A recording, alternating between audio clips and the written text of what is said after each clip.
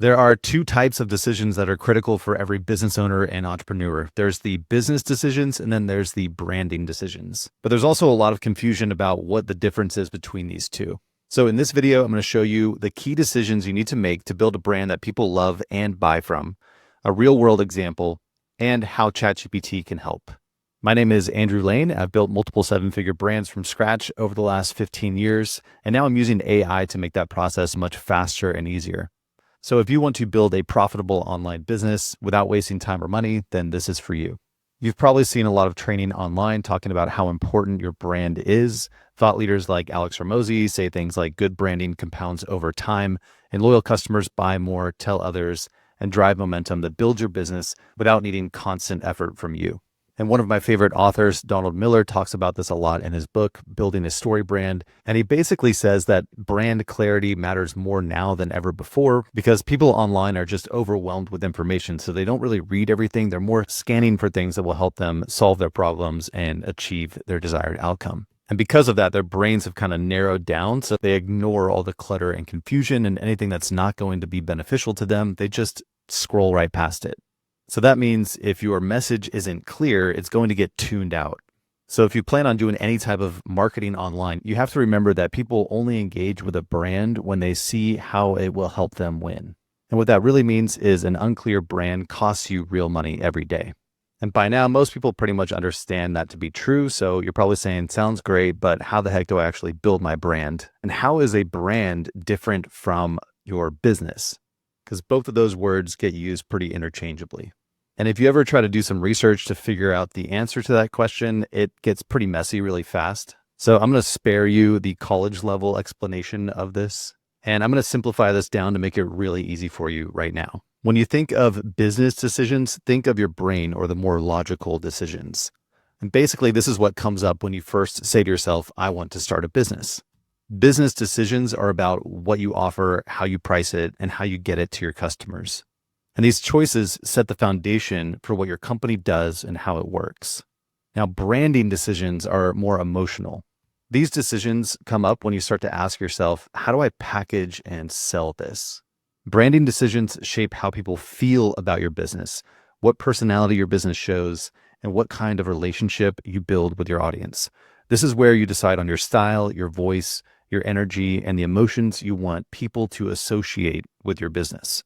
So to make this easier to understand, I'm going to give you an example that I shared when I spoke at the Marketing Automation and AI Meetup last week in Austin, Texas. I had someone come up from the stage and share a little bit about their business, and I helped them make some important branding decisions. So this was Alina, and she is the founder of a company called Woof. It's a pretty fun business idea, and the story behind it is that Alina started this company in 2023 after being laid off from her tech job. She was inspired by her own doodle, Oscar, and the struggle to find clean, effective grooming products. She built a brand as a first-time founder with no pet industry background, just based on her own curiosity and desire to solve this problem. And the company focuses on creating products that she wished existed, and she's partnering with experts to get it right. So to get things going, I first had to find out some of the business decisions that she had already made. And these are things that usually come up in the very early stages of thinking about your company. First off, what does she sell? She sells grooming products made for doodle dogs, which are poodle mixes, like her own dog. The main products are a detangler spray and a 5-in-1 shampoo. All right, so a pretty classic, just physical product business. She chose to make these with all natural, human-grade ingredients that are safe for dogs. And finally, these products are sold online and they ship quickly within the US. All right, so that's all we really needed to know is a little bit of the background story, a little bit of the key decisions that she had already made. So once we have some of that core information figured out, what I like to do next is just work with the AI to figure out what kind of vibe we should create with the brand. Now, in the past, what I would do is do a bunch of research. I would collect that information and then go out and scour the web, hunt through templates and other competitors, and try to piece this stuff together myself. But what I like doing now is using ChatGPT to do a lot of that research for me. And I basically just ask ChatGPT to come up with the brand essence. So the feeling of how we can share this message with the target customer in a way that will resonate deeply with them. both visually and emotionally. And some of the core information that we got back from those results were to position it as this is created by a doodle parent with a real relatable vibe. So the positioning here is key. We're making this very founder focused. So sharing her story, because that's going to resonate more. The AI said to come up with a warm, down to earth, and naturally premium feel. It also said to build a brand that speaks to owners who already invest in their doodles' care. So ChatGPT thought it would make more sense to go after people who are already spending money on these types of dog care products. And it said to lead with an honest, calm tone that builds trust without hype. And finally, it said to make every touch point feel thoughtful, human, and personal. So that's a quick summary of the kind of feedback that we got from ChatGPT on how we can start to make some branding decisions. So now here's what I'd like to do next. Once I get some information written up, I basically have the AI describe that in words, and then I have it show me what that looks like. And I like to not only do one example, but come up with a few different styles just so I can see what feels better to me. So this is really fun. Here's the first one that I came up with when we gave the AI that information, some of the details about the vibe. It created these mood board images that help us see what that could look like. So I had the AI come up with a few different examples of what a brand could look like using that direction that it gave us based on the underlying information that it had about the business, the core details about those business decisions that were already made, a little bit of the backstory about the brand. And now we're moving into the branding decisions, which are how do we present this? How do we package and sell this product in a way that will be most effective?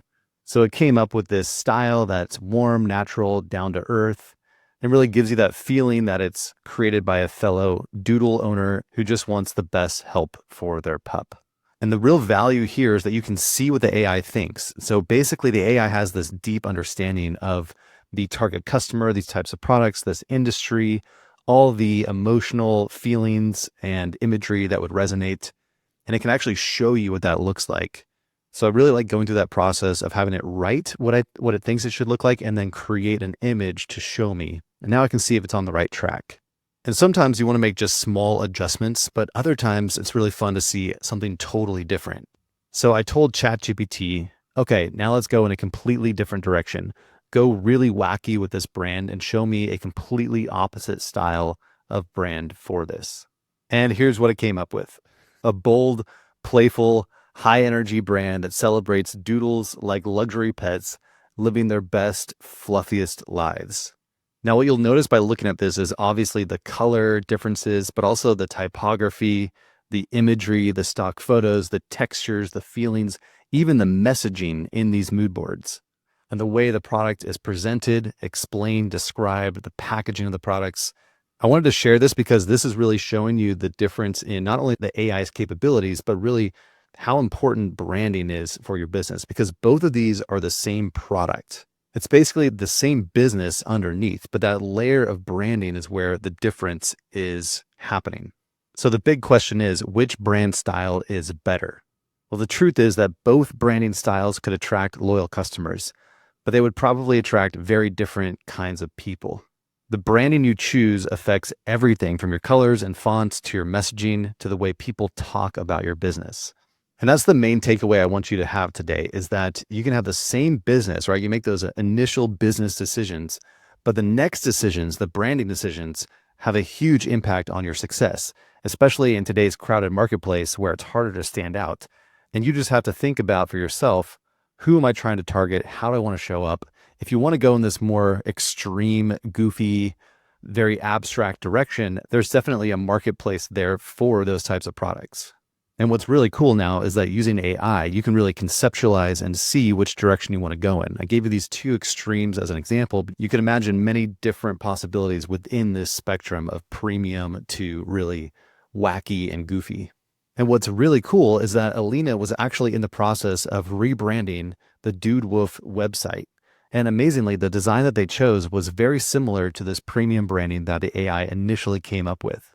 So I can only imagine how much time and energy went into doing this brand update, deciding on the fonts, the colors, the feel, the texture, the imagery. They even had artistic drawings that matched a lot like what the AI came up with over here. And keep in mind that this website wasn't live when we did this demo. She was actually in the process of working on it and it was not even live yet. So no one had ever seen this update.